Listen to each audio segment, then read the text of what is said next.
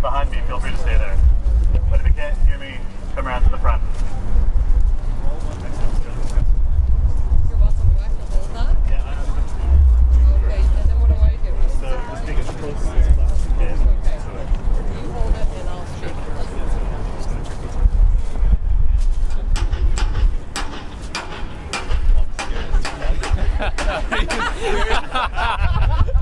That bird is native to the Gardiner Expressway. It's a metal tiger. All right, so I'm Councillor Jaye Robinson. I'm also the chair of Public Works and Infrastructure, and I just wanted to thank the coordinators and the organizers for putting this together. I have the clear disadvantage of I haven't been along the whole trail with you today. I've just come in from another event up in Don Mills, and came down here to be part of the tail end. So I will try to be brief, but I want to talk to you today a little bit about the process that's ahead. This has gone on for years, the debate around the Gardiner, and it's coming to its final chapter. So it's coming to the Public Works and Infrastructure Committee in May, and then heads to City Council for final decision in June. And I stress final decision because we cannot punt this issue into the future anymore, and that's my number one thing. I'm at a point where I'm not sure if I have a position on whether it stays up or goes down. I just want a decision made, because many councils before us have not done that. So as you can hear from the gentleman up there tapping away, the Gardiner is indeed structurally sound. However, pieces are falling off, and that is disturbing. So I'm glad we're standing a little north of it today. But we are constantly under a aggressive campaign of tapping, just that exact thing, tapping the Gardiner to find out where the sweet spots are, and really addressing the capping. So as much as I say it's structurally sound, it is, but there is pieces on that really frame up the Gardiner or cap the Gardiner that are having trouble staying in place because it's at the end of its lifespan. So this is a 100-year decision. It's probably one of the most critical decisions we make as a council for this term. And I'll just kind of talk a little bit about what we have ahead of us. Now, we had 2 public consultation meetings. The first at the Toronto Reference Library. Was anybody there? All right, great. And the second was in Scarborough. Was anybody at the Scarborough? Okay, so we've got a few people. Excellent. So thank you for your engagement. And I don't know if you'll agree with me, but city staff, I was at both of them. I found them really interesting, and people were very passionate and engaged. But what staff's perspective and my perspective was that at the Toronto Reference Library, 90% of people were remove, to use a Rob Ford quote for Subway. And in Scarborough, people were hybrid, or maintain.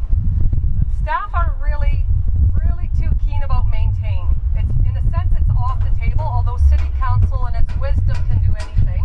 But if we go with maintain, we lose this over here. And that's the opportunity to develop the Unilever lands, also called First Gulf. And I forget how many acres are there, but there's a lot. But it's not just the Unilever lands.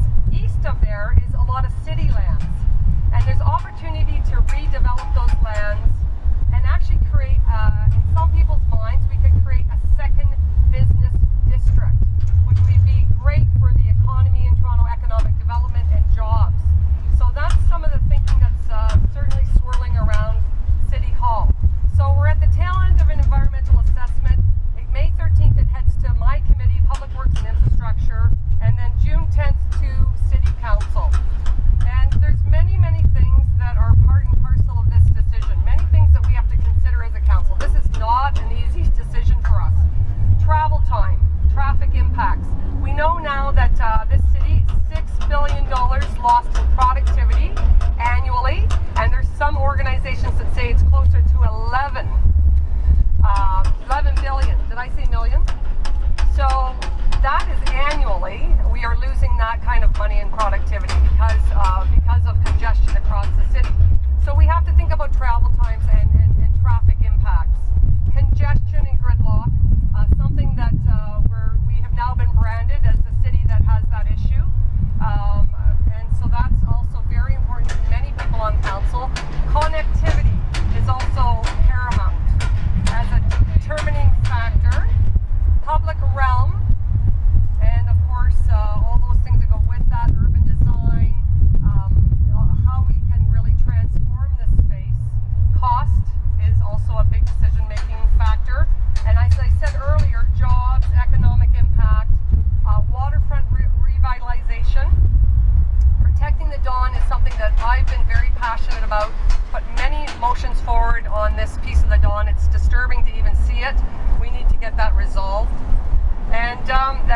environmental impacts, but there's broader environmental impacts than that. So I was formerly on the Waterfront Toronto board, so that's weighing on my mind. I'm having conversations with the folks on Waterfront Toronto, conversations with city staff, and as I say, decision time is around the corner. So, sorry? Okay. So I'm just going to wrap up by saying we are investing quite a bit of money into the Gardiner right now.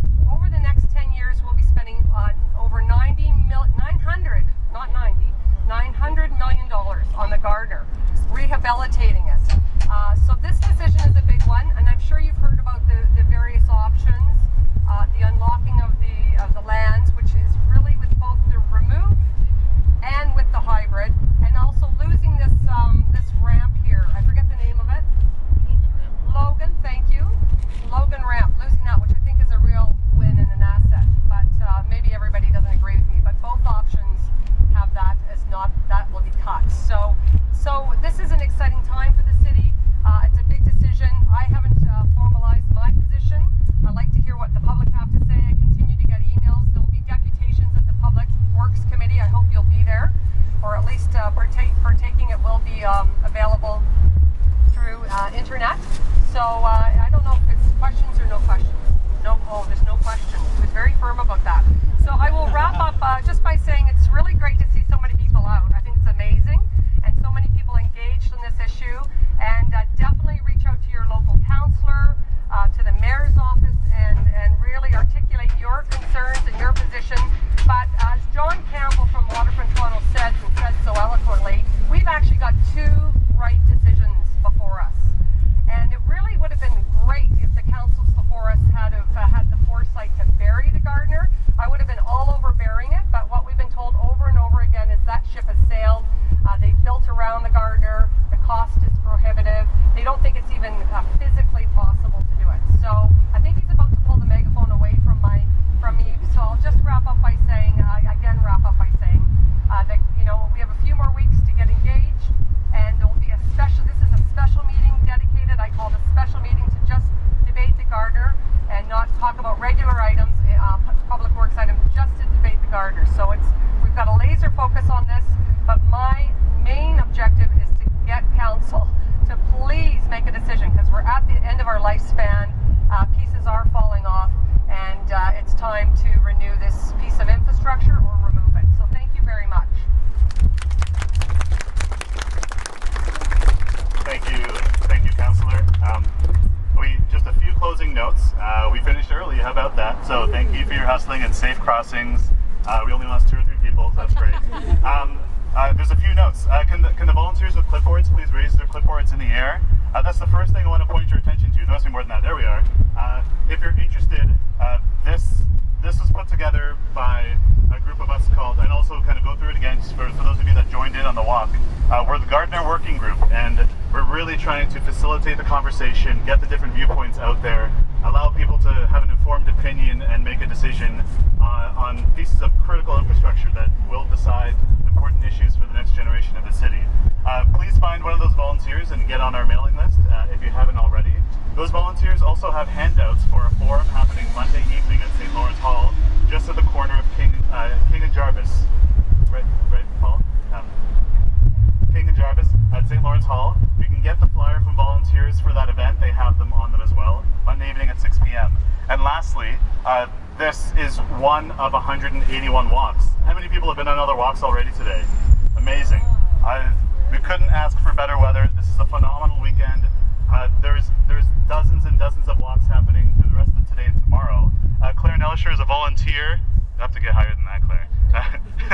Claire is a volunteer with Jane's Walk.